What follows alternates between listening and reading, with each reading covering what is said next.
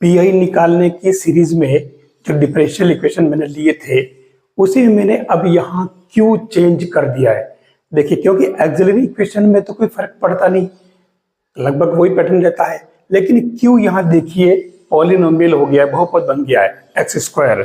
तो उस केस में आपको यहाँ क्या करना पड़ेगा, सबसे पहले तो आप सी एफ निकाल लें। सी एफ के लिए आपको एक्सिलरी इक्वेशन निकालना पड़ेगा। तो वो क्या बनेगा, M cube plus 3m square plus 2m equal to 0।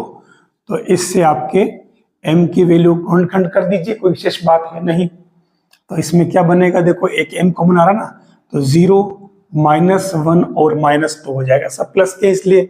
तो उस कंडीशन में आपके CF क्या बन गया, ये 0 है, तो ये C1e पावर 0x प्लस, क्योंकि सभी वैल्यू अलग अलग है, तो C2e power -1x, C3e power -2x। तो ये एक कॉमन बात हो गई, आप इसको, क्योंकि ये e पावर 0 तो 1 हो जाएगा यहाँ पर पूरा, तो ये हो जाएगा C1 plus C2e power x minus का C3e पावर -2x। यहाँ कोई विशेष बात नहीं। अब यहाँ x स्क्वायर आ रहा है, तो पीआई के लिए हमें पॉलिनोमियल जब आता है तब हमें द्विपद प्रमेय यानी बाइनोमियल थ्योरम यूज करनी पड़ेगी। तो ये P I equal to formula क्या है, 1/fd, और ये q, तो ये 1/fd क्या बन जाएगा आपके, जो ये टर्म थी पूरी d वाली, इस d को मैंने कॉमन लिया और इसको मैंने गुणनखंड करके लिख दिया यहाँ, जो आप भी कर सकते हैं। और q क्या है आपके, एक्स स्क्वायर। अब यहाँ क्या करेंगे आप, देखिए ये तो 1 प्लस डी बन रहा है, तो यहाँ फर्क पड़, इसको तो मैं लिख रहा हूँ, देखो 1 प्लस डी होल पावर -1, और इसमें से मैं 2 कॉमन ले रहा हूँ d प्लस 2 में से, तो यहाँ लास्ट में 1 में मतलब 2d कॉमन आ जाएगा, और यहाँ बचेगा आपके क्या, 1 प्लस d/2 -1 और ये एक्स स्क्वायर। आपको डरने की जरूरत नहीं है, तरीका अगर पता तो हमारा क्वेश्चन सही हो जाएगा। अब यहाँ बाइनोमियल यूज करना है, तो बाइनोमियल थ्योरम में आपको याद होगा कि 1 plus X whole power n equal to 1 plus nx, फिर n into n minus 1 upon factorial 2x square, इस तरीके से चलता है। तो हमारे केवल इससे काम चल जाएगा, ठीक है ना। अब 1/2d/s बाहर पड़ा रहने दें, और 1 प्लस डी का अपन विस्तार कर लेते हैं, तो ये हो जाएगा 1 minus D plus D square minus, बस यहाँ तक खूब है, अभी तो इस सब की भी जरूरत नहीं पड़ेगी देखना। फिर यहाँ लें तो 1 minus d/2 plus D square by 4 minus, इस तरीके से चलेगा, और ये बार एक्स स्क्वायर। अब यहाँ आपको इन दोनों को मल्टीप्लाई करना, फिर जो आता है उनके साथ में एक्स स्क्वायर का अवकलन करना है, डिफरेंशिएशन। लेकिन आपको परेशान होने की जरूरत नहीं है, आपको इतना बड़ा नहीं करना है, क्योंकि एक्स स्क्वायर जो आ रहा है ना, तो एक्स स्क्वायर का अगर आप, जैसे यहाँ डी लिखा है, तो डी स्क्वायर का एक्स स्क्वायर करो तो ये आ जाएगा आपके 2x, फिर इसका एक बार और करो तो ये 2x का बन जाएगा 2, और अगर एक बार और करोगे तो 0 हो जाएगा। मतलब आपके डी स्क्वायर तक का काम है, डी क्यूब की भी जरूरत नहीं पड़ेगी, क्योंकि तीसरी बार एक्स स्क्वायर का अवकलन करोगे थर्ड ऑर्डर वाला डिफरेंशिएशन, तो 0 हो जाएगा। तो हमें यहाँ डी जो है टर्म अंदर केवल डी स्क्वायर तक ही चाहिए। तो देखिए कैसे, हम 1/2d ले लेते हैं। अब मैं पहले 1 का 1 से मल्टीप्लाई करूं, जैसे ही हमने ये गुणा कर लिया इसके अंदर डी स्क्वायर की टर्म के साथ में, डी क्यूब को छोड़ दिया है हायर टर्म्स को, क्योंकि उसमें एक्स स्क्वायर ही है, तो वो सब 0 कर देंगे। तो अब यहाँ 1/2d, और ये 1 यानी कि डायरेक्ट एक्स स्क्वायर, फिर d यानी कि एक्स स्क्वायर का एक बार डिफरेंशिएशन, तो ये हो जाएगा 2x/2, यहाँ 1/4, और डी स्क्वायर यानी कि 2 बार डिफरेंशिएशन, तो ये ओनली 2, फिर माइनस डी, तो ये माइनस का 2x एक बार डिफरेंशिएशन, फिर डी स्क्वायर बाई 2, तो ये 2 बार डिफरेंशिएशन, तो 2/2, फिर ये एक यहाँ पर भी 2 बार, तो ये ओनली 2। आया समझ में? तो ये सब कदम काम। अब यहां से आप आगे बढ़ा लो इसको, तो 1/2d ये बाहर पड़ा रहेगा, ठीक है। इसको सिंप्लीफाई कर लो, तो ये बन रहा आपके देखो एक्स स्क्वायर, और ये -x और -2x माइनस का 3x, और ये बन रहा है प्लस का 7/3, क्योंकि 2, 1 और 1/2 3.5 है ना। अब यहां क्या करना, 1/2 बाहर, और 1/d का मतलब इन सभी का x के रेस्पेक्ट इंटीग्रेशन। d ऊपर था तब डिफरेंशिएशन, और 1/d तो इंटीग्रेशन। तो ये बन जाएगा आपके क्या, x³/3 माइनस 3x²/2 7x/3। अब आप भले चाहे तो इसको सेट कर लो, आप इनके एलसीएम से मल्टीप्लाई कर लो, है ना। तो एलसीएम कितना ले लो, एलसीएम ले लो चलो, तो ये बनेगा आपके एलसीएम से कितना 6, तो ये बन जाएगा 2x³ माइनस 3 जो 9x², और ये 2 यानी कि 14x। तो क्या बना ये देख लीजिए, यहाँ 3 आ रहा है ना, 3 नहीं आ रहा, 2 आ रहा है। यहाँ तुरंत मिस्टेक होती है अगर जरा सा हम चूके तो। यहाँ 2 आएगा, 3 नहीं आएगा, तो यहाँ क्या बन जाएगा 2 जो यहाँ पर बन गया आपका कितना 21। तो ये फाइनली क्या बना आंसर 1/12, और ये 2x³ माइनस 9x² 20x, ये आ गया आपके क्या PI। तो उस कंडीशन में फाइनली जो रिजल्ट बनेगा वो क्या बन जाएगा, y = CF प्लस PI, दोनों को प्लस कर दो, तो ये आपके इसका फाइनल आंसर आएगा। अगर आप कंपटीशन एग्जाम दे रहे हैं तो ये जो PI वाला सिस्टम जो मैंने निकाला है, ये PI के लिए आपके एग्जाम में कोई और तरीका नहीं मिलेगा। आपको भले शॉर्ट में करना है तो भी आपको इन मेन स्टेप से गुजरना पड़ेगा, और इसलिए आपको स्पीड भी रखनी पड़ेगी, और स्पीड रखोगे तो एक्सीडेंट की संभावना मतलब प्लस माइनस की मिस्टेक हो जाएगी। बहुत सावधानी से काम करना है, लेकिन ऐसे क्वेश्चन आरपीएससी भी पूछती है, तो सेकंड ग्रेड वाले जो है वो आपको खास तौर से इस आंसर तक पहुंचने में बहुत सावधानी बरतना है, क्योंकि टाइम भी बचाना है, स्पीड से भी काम करना, और अपने जो ऑप्शन में आंसर होंगे वहां तक भी हमें सही आंसर तक पहुंचना होगा। नेक्स्ट जो क्वेश्चन है, इसमें आप देखिए, हमें बस CF और PI के जो पैटर्न है वो ध्यान में रखने हैं। हम सबसे पहले इसमें एक्सिलरी इक्वेशन निकाल लेते हैं, तो वो बन जाएगा क्या, m² + 1 0, इससे आपके m = प्लस माइनस आइटा, तो ये आपके CF क्या बन जाएगा C1 cos x + C2 sin x। सीधा बन गए, क्योंकि इसमें अल्फा 0 है, केवल बीटा का 1 है, तो ये बन गया। अब बात करें अपन इसमें PI की, तो PI के लिए वही तरीका 1/FD Q, तो 1/FD आपके आ रहा है d² + 1, और Q बन रहा आपके -x प्लस, फिर अलग से लिखना पड़ेगा इसको 1/d² + 1 cos x, और प्लस लास्ट में d क्या 1/,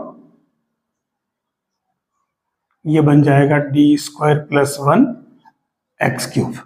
अब यहाँ 3 में हो गया, 3 पार्ट में, हमें एक एक करके करना पड़ेगा।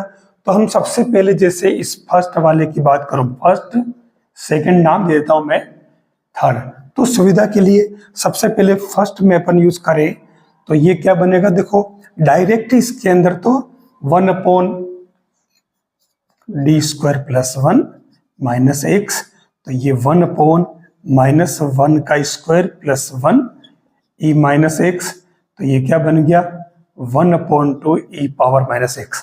ये काम खत्म, क्योंकि d की जगह डायरेक्ट अपन ने -1 पुट कर दिया है, क्योंकि नीचे 0 नहीं हो रहा है।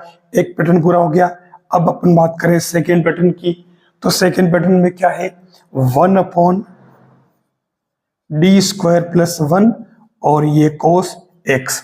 याद कीजिए एक फॉर्मूला अपन ने यूज किया था, 1/d² + a² n, और यहां था cos ax। तो इसमें अपन ने क्या लिखा था, फॉर्मूला याद है आपको? क्वेश्चन भले ही इजी है, लेकिन आपको फॉर्मूले तो याद होने चाहिए, तभी आप कर पाओगे। तो ये होता है -1/n और x⁻n, फिर 2a⁻n, और फिर यहाँ फैक्टोरियल n, यहाँ cos, और इसकी जगह nπ + π/2।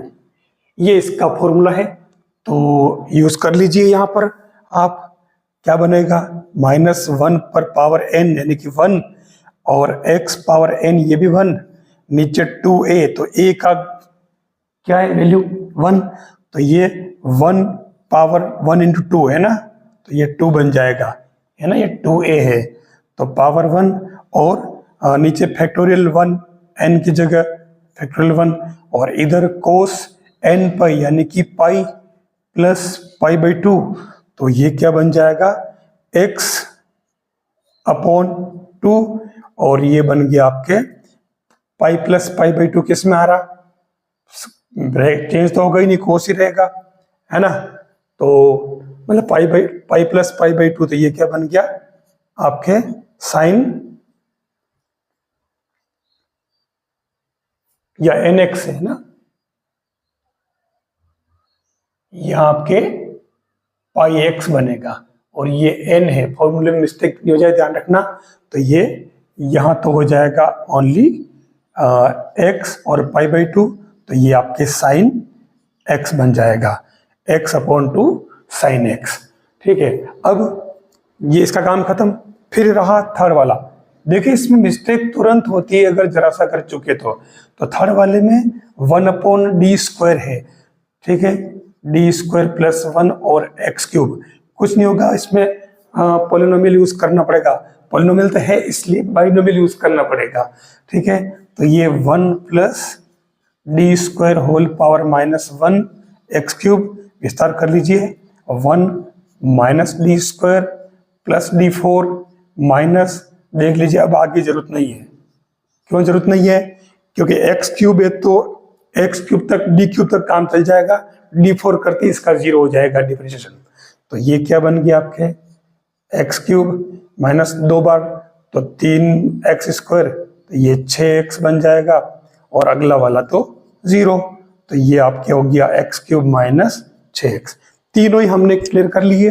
तो फाइनली इसका जो आंसर लिखेंगे हमारे पास वो क्या हो जाएगा, y = CF + PI। भले लंबा लंबा दिख रहा था लेकिन लंबा था नहीं, सारी चीजें हम जानते पहले से तो उनको यूज किया है, 3 पार्ट में कर लिया, बस देर क्या लग रही।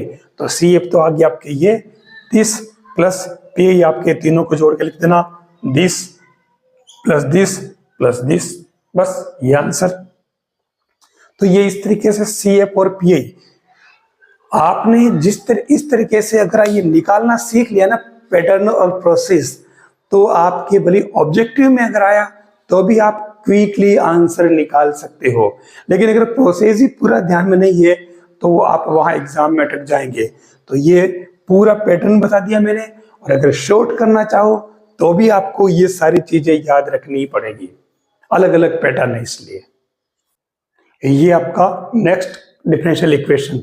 अब यहाँ इसको ठीक से ऑब्जर्व कर लीजिए, और क्योंकि पिछले वाले उसमें वीडियो में किस सत ने ये भी कहा था कि ये तो बहुत इजी वाले, मैं आपको 10 सेकंड देता हूं, आप बता दीजिए इसके लिए PI का फॉर्मूला क्या होगा।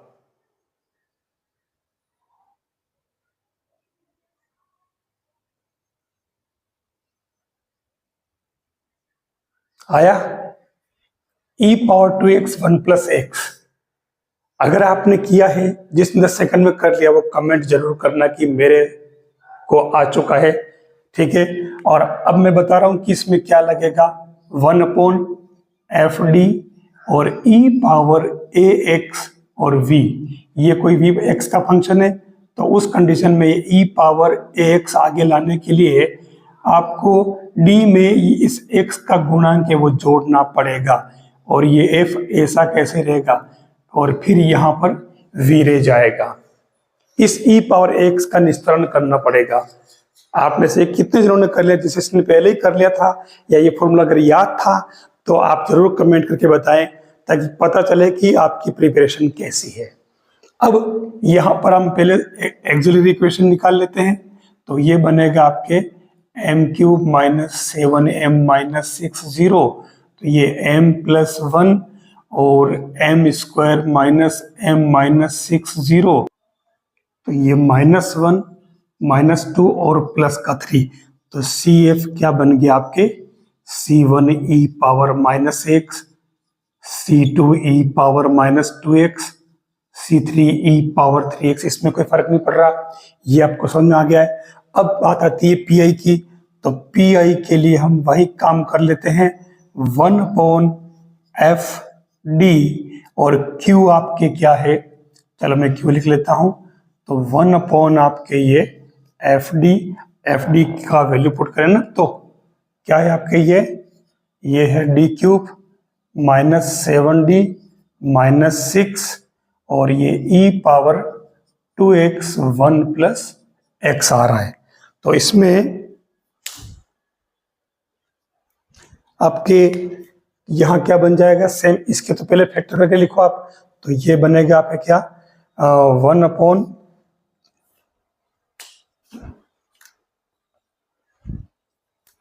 ये क्या बन जाएगा 1/ जो फैक्टर है, तो ये बना, एक तो देखो d+1, दूसरा d+2 और तीसरा d-3, ठीक है। गुणनखंड इससे अपन ने यहाँ लिख दिए, और ये e पावर 2x 1 + x। अब देखिए यहाँ इसमें ये वाली बात अप्लाई कर लेते हैं इस e पावर x का, तो ये e पावर 2x आगे ला सकता हूं मैं कब, जब मैं d में ये 2 प्लस कर दूं, तो देखिए ये तो हो जाएगा d+3, d+4 और d-1 बन जाएगा, ठीक है। अब इधर कौन बचा 1 + x। अब ये मत सोचना कि ये तो बहुत भारी काम हो गया, जितना काम बड़ा नजर आता है वो होता नहीं है।